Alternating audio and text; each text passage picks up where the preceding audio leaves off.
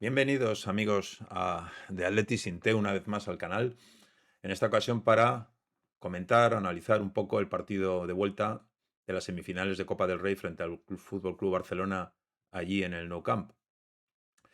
Es un partido que deja sensaciones encontradas, una sensación agridulce, porque por un lado estamos súper contentos porque estamos en la final, nos agarramos a que la eliminatoria es a doble partido y ganamos en casa 4-0, por lo tanto el resultado es 4-3 y estamos hiper contentos, ya se nos pasa un poco la forma en la que jugamos ayer, pero por otro lado no podemos dejar de recordar el partido tan malo y tan defensivo disputado ayer. De todas maneras, tampoco quiero cargar mucho las tintas en esta ocasión contra el entrenador, porque no es nada nuevo ni nada que no haya sido visto, incluso superado en otras ocasiones, como por ejemplo en Múnich, en la eliminatoria con el Bayern Múnich de aquella Champions 2016, me parece que fue.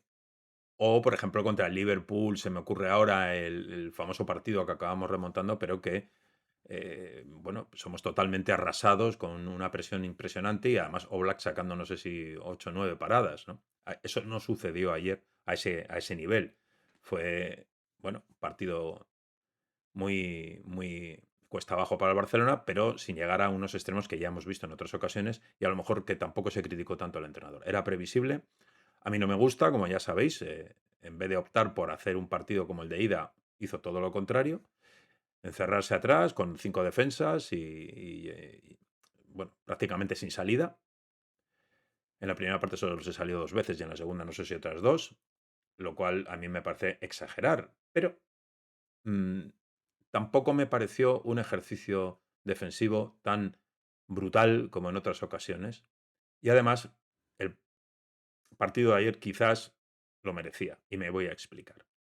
Quisiera dividir esta, digamos, crónica, crítica, comentario en 3 partes muy diferenciadas. Una el rival, otra nuestro equipo y otra el colectivo arbitral, que también hay que hablar de ellos. Creo que, en primero, hablando del rival, el rival probablemente en este momento es si no el mejor, está al nivel del mejor de Europa. Hoy en día el PSG no está a ese nivel, que es el campeón de Europa actual, el Inter de Milán ni mucho menos, y en Inglaterra pues puede ser que ahora el Arsenal o el City que está subiendo, pero yo veo al Barcelona en este momento de la temporada, jugando Pedri, Lamine y Rafinha sobre todo, una cosa que es un deleite para la vista ver este equipo. Este equipo además formado con jugadores de 18 años o menos, es que es una envidia porque ya no es como jueguen, sino que es que todos los jugadores van al unísono a por goles, al ataque, a presión alta. La presión alta de ayer es tremenda, o sea, es prácticamente insuperable. Hay momentos del partido que yo lo que siento es envidia, envidia. El partido de Cubarsí con 18 años es una cosa de locos. Es que es él el que sostiene al Barcelona. Si no juega ayer Cubarsí a ese nivel o no está, le hubiéramos pillado 3 o 4 veces al Barcelona. Es que yo, en anticipación, en rapidez, un central tan grande además, luego en pase, o sea, rompiendo líneas, es un jugador, ayer, no siempre, pero ayer, admirable. Lo de Pedri es un escándalo. Es vamos, un faro que ya quisiera yo, aunque tenemos ahí un farito que va a ser faro ya, si no lo es ya, que es Barrios, pero que ayer no pudo jugar. Pero Pedri es superlativo, ¿no? Es un jugador que además parece que es débil, que no gana duelos y todo lo contrario. De hecho, ayer lesionado, medio lesionado, le quita un balón a Sorloth que podía haber encarado solo a Joan García, ¿no? Entonces quiero decir que entre Cubarsí y Pedri, y por supuesto no me quiero olvidar de Lamine, o sea, Lamine Yamal, pero bueno, yo creo que Lamine Yamal ya, estando como está ahora, que está en su mejor momento de la temporada, bueno, es imparable, absolutamente. Ya lo habéis visto por la banda. Ya podía salir Ruggeri, Lukman ayudando, después Baena en la segunda parte, en algunas ocasiones Janko, imparable. O sea, el tío se metía hasta la cocina prácticamente en todas las ocasiones y 18 años también. Tampoco deberíamos dejar de hablar de Bernal, ¿no? Bernal se rompe los ligamentos el año pasado, se pasa la temporada en blanco, viene esta temporada, 18 años, por cierto, también, y ahí está. 2 goles ayer, un acompañante perfecto para Pedri en el medio campo, que yo no sé si al final acabará quitando el puesto a De Jong, incluso que sea un jugador, de momento no lo es, pero parecido a Busquets, pero con más gol. Fijaros dónde han dejado a Marc Casado, que se decía que iba a ser el mediocentro titular. Está prácticamente que no juega nada, porque salen chicos y salen más chicos. Y es que mires a donde mires en la cantera, salen jugadores que son titulares a los 2 días. Eso sí, como dije el otro día y digo siempre, hay que ponerlos. Hay que ponerlos, los pones con 15 o 16 años y cuando tienen 18, fijaos. El rival, a mi juicio, es inmejorable. Partiendo de esa base, el Atleti hace un partido defensivo, efectivamente. Un partido que yo al principio, aunque ya asumo que va a ser un sufrimiento total, no lo veo comprometido, porque el ejercicio defensivo es bueno desde el punto de vista que no genera ocasiones el Barcelona, más allá de un dominio aplastante y además llevado en volandas por el público, que se notaba mucho, por lo menos por la televisión, supongo que allí también. Pero no hay vamos, por lo menos para mí, un sentimiento de decir, "Joder, ya, es que han tenido 7 ocasiones y tal". Sí que es verdad que Muso está bien, saca algunas, pero tampoco es lo de Oblak en Liverpool. ¿De acuerdo? Tenemos un par de acercamientos con ocasiones de Griezmann. La del palo, que no sé si al final era fuera de juego o no, porque no se repite y no se sabe. De hecho, en el momento en que se produjo era válida la ocasión. Tuvo otra Lukman antes del descanso, en un remate de cabeza muy, muy favorable. Y aquí se produce un poco lo que yo os comenté el día de Brujas, ¿no? En Brujas fuimos claramente, a mi juicio, inferiores, sin embargo, marcamos de maneras y en los momentos adecuados. Aquí, ¿qué le ocurre al Barcelona? Pues que nos mete un gol de córner.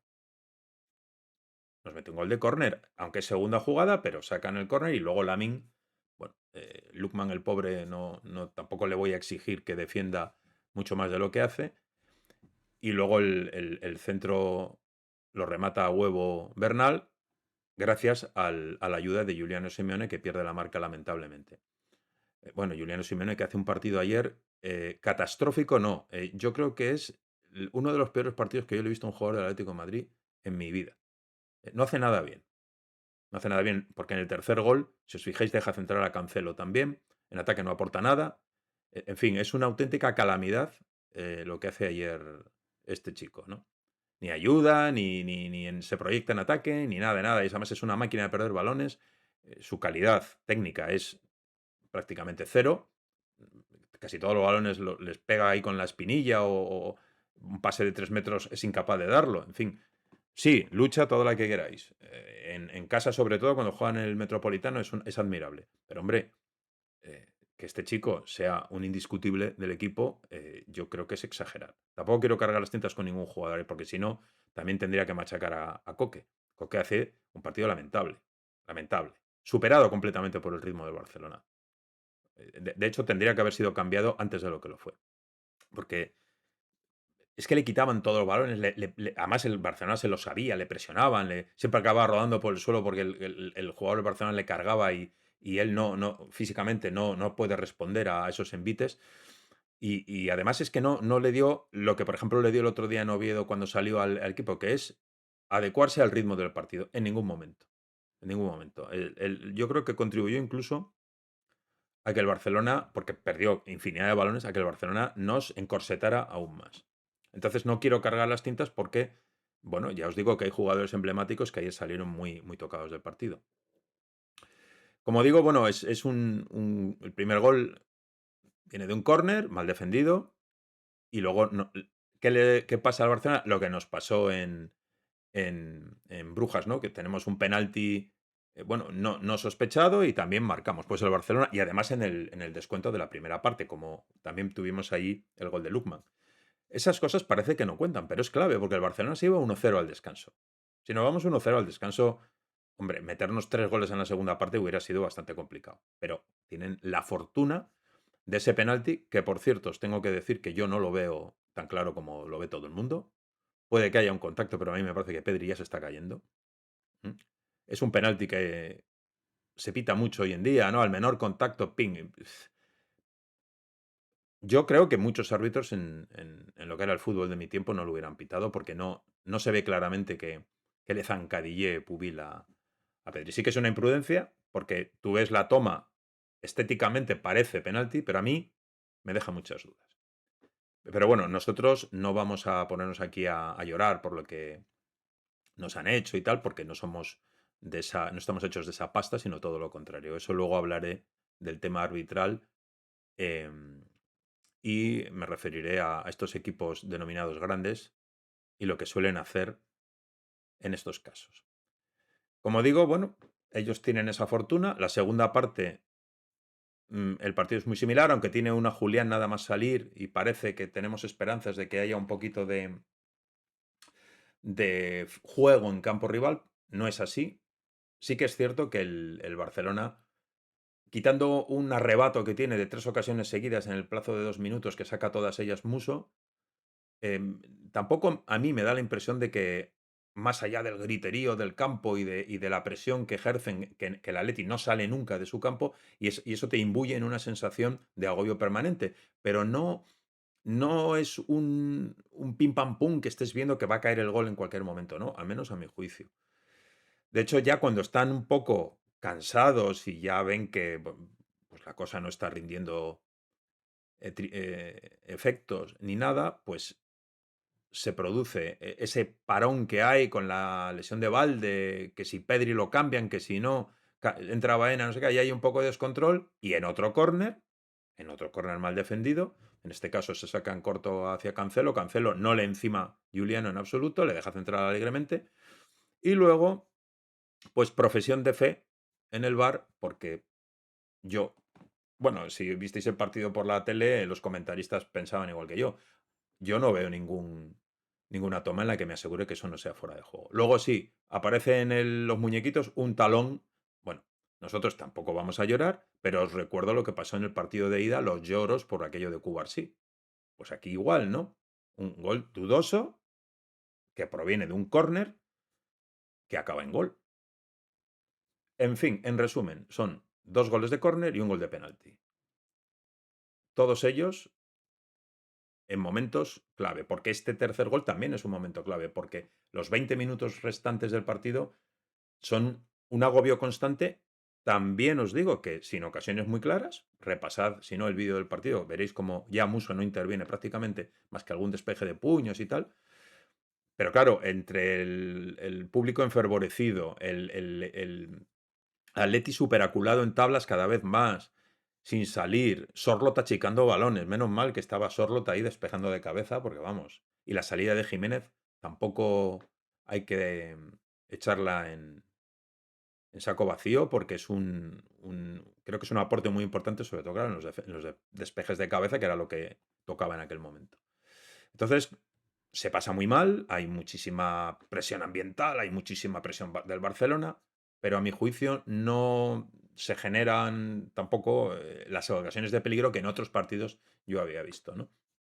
Entonces, respecto al Atleti, bueno, en ese momento de partido creo que hace lo que tiene que hacer. Y ahí es cuando se demuestra, en esos 20-25 minutos finales, cómo se defiende en bloque bajo y lo que era anteriormente el Atleti, lo que tenía que haber sido durante prácticamente todo el partido, ¿no? Porque además le sacan infinidad de corners después de haber sacado partido en 2. Yo creo que acabó el contador de corners en 15-0, me parece. Y no nos generan ya más allá que, bueno, Lamine sigue desbordando y tal, pero mi sensación no es que el Barcelona esté creando ocasiones claras, ¿no? Puede marcar en cualquier momento porque es el Barcelona. Así que bueno, en resumen, respecto al Atleti, partido bastante defensivo, pero no ultra defensivo como otros que he visto en alguna ocasión, y no tan lamentable como otros que he visto contra equipos pequeños. Es que el Barcelona es el Barcelona.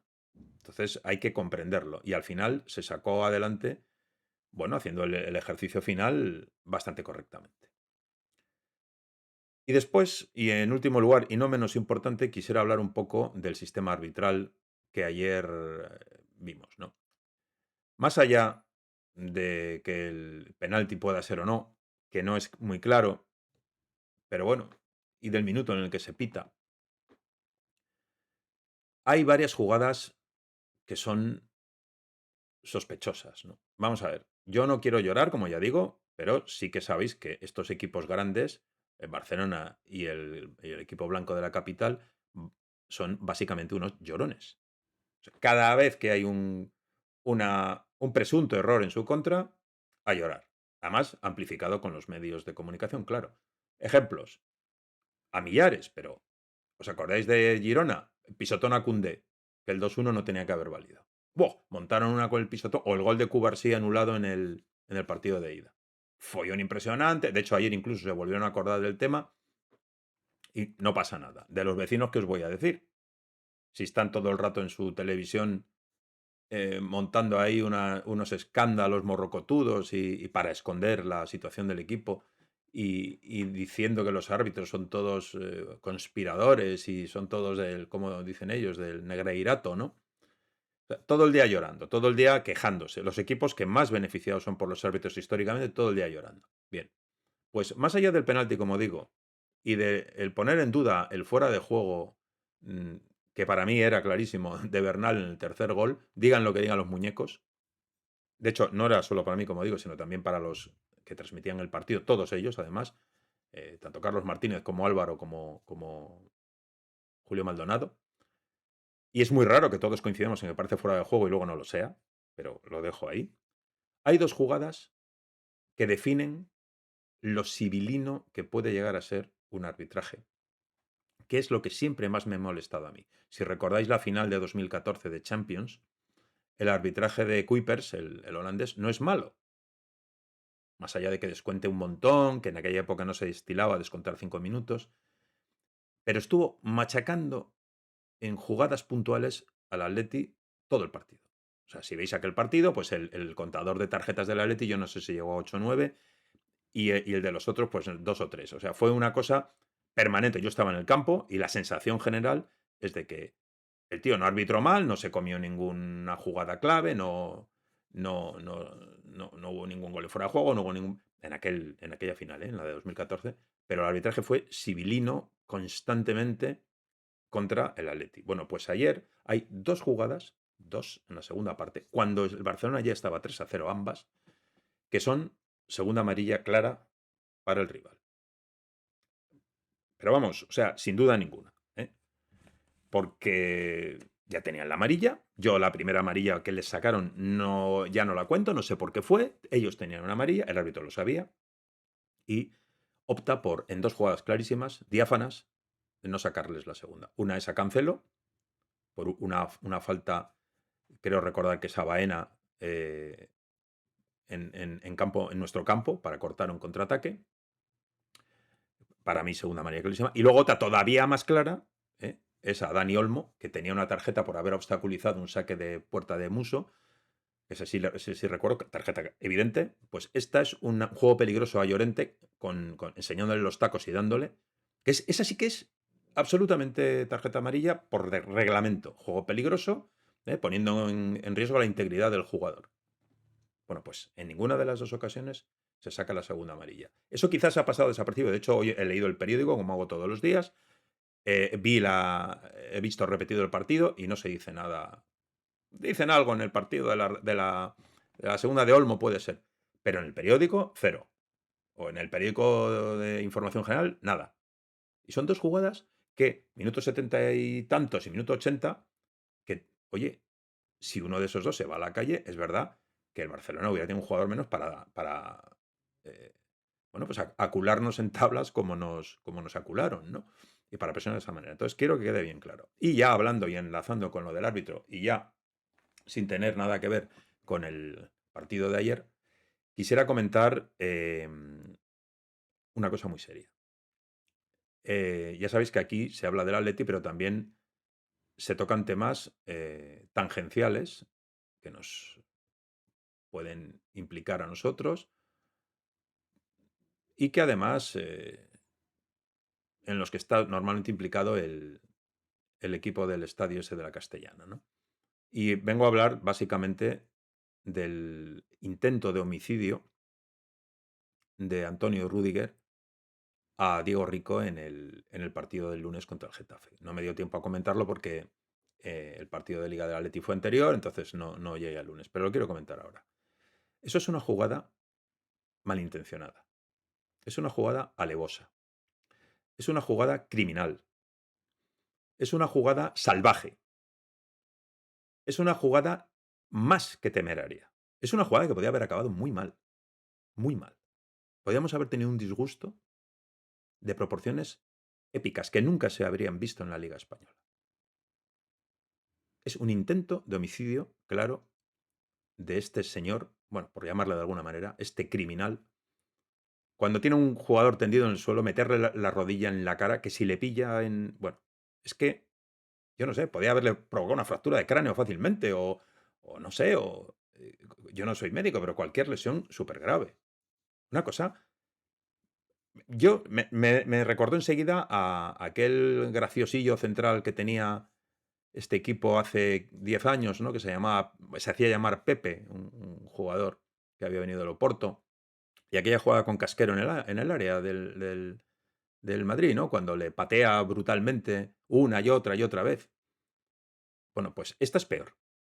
Bien, en aquella le caen 10 partidos al tal Pepe. En esta ni interviene el VAR. ¿Me lo podéis explicar? Árbitros, ¿me lo podéis explicar? Federación, alguien, sistema, ¿me podéis explicar qué pasa? Porque es indignante. Yo, si soy el Getafe, desde luego presento una denuncia en comisaría. Os lo digo en serio. Para mí, o sea, si lo veis, es un intento de cargarse al jugador. Este jugador, además, que tiene antecedentes, ¿no? Como lanzarle el año pasado una bolsa de hielo a un árbitro, que yo creo que era de Burgos Bengoechea, precisamente. No recuerdo muy bien, pero yo creo que era de Burgos. Que si le da, le descalabra. O el famoso gesto de cortarnos el cuello cuando el año pasado nos atracaron en la Champions, ¿no? En nuestra casa, además, ¿no? Que además salió publicado pero qué chico más.